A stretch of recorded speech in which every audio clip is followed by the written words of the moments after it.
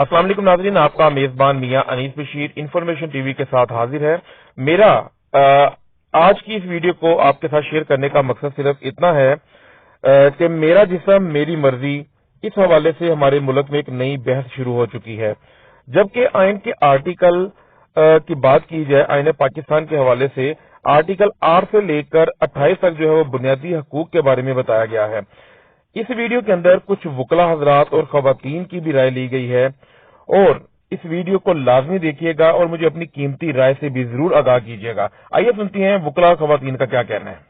आल औरत मार्च ये हुआ और उस पे जो वल्गर और जिस तरह के नारे लगाए गए थे और जिस तरह के वहां पर इवेंट किए गए, औरत की और मर्द की तजलील की गई, वो ना दीन पाकिस्तान में या दीन इस्लाम में इजाजत है, ना आईने पाकिस्तान। कोई इमोरलिटी, कोई ऑब्सैनिटी, कोई इस तरह की कोई चीज नहीं है। ये इनके जहन की मुगलिसात है जो ये बोलते हैं और ये जो पिटीशंस दायर करते हैं, क्योंकि इनके पास इतना फारिग वक्त है कि इनको औरतों को रोकना है। अगर औरत आ रही है आपकी सड़कों पे तो वो आके बात करिए ना, उस औरत की बात करिए जो घर से बाहर नहीं निकल सकती, वो उस औरत की बात करिए जो कत्ल होती है, जो ऑनर किलिंग होती है, जो इतना जस्टिस डिले होता है। देखिए, औरत के सड़क पे निकलने के किसी को एतराज नहीं, बड़ा क्लैरिटी के साथ मैं कह रहा हूँ।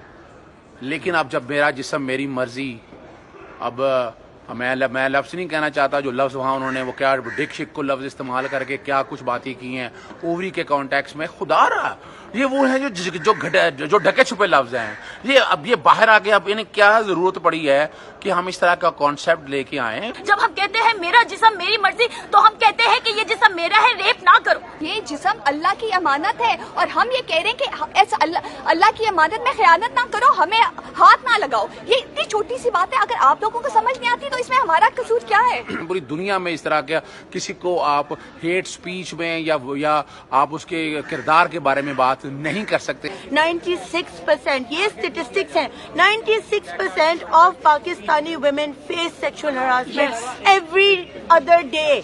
सेक्सुअल हरासमेंट हमारे लिए हर रोज का मसला है, हम क्यों नहीं करें गुस्सा? अभी इतनी बड़ी हेट स्पीच हुई है, औरतों के खिलाफ बाकायदा तशद्दुद को उभारा गया है, इंसाइट वायलेंस की गई है, उस पर क्यों नहीं कोई जाके दरखास्त दे? तो ये जो कैंपेन चला रहे हैं, इनके पीछे लोग जो ऑर्गेनाइजर्स वही हैं जो स्टूडेंट मार्च को, वही एक मी टू कैंपेन के हवाले से और औरत मार्च के हवाले से, यानी पीछे इनका एजेंडा क्या है? हर कोई अपने एक्सपीरियंस लेकर आता है मार्च पर। अगर वो आपको बुरे लगते हैं तो वो इसलिए है क्योंकि ये मार्च सोसाइटी को उसकी मुनाफिकत का आईना दिखाता है। किस इदारे में कहां पर औरतों पे पाबंदी है? किसी तरह की कोई पाबंदी यहाँ पर मौजूद नहीं है। कानून आइन हर चीज है, लेकिन कहाँ है हमारे हकूक? क्यों हमें मारा जाता है? क्यों हमारे खिलाफ रेप किया जाता है?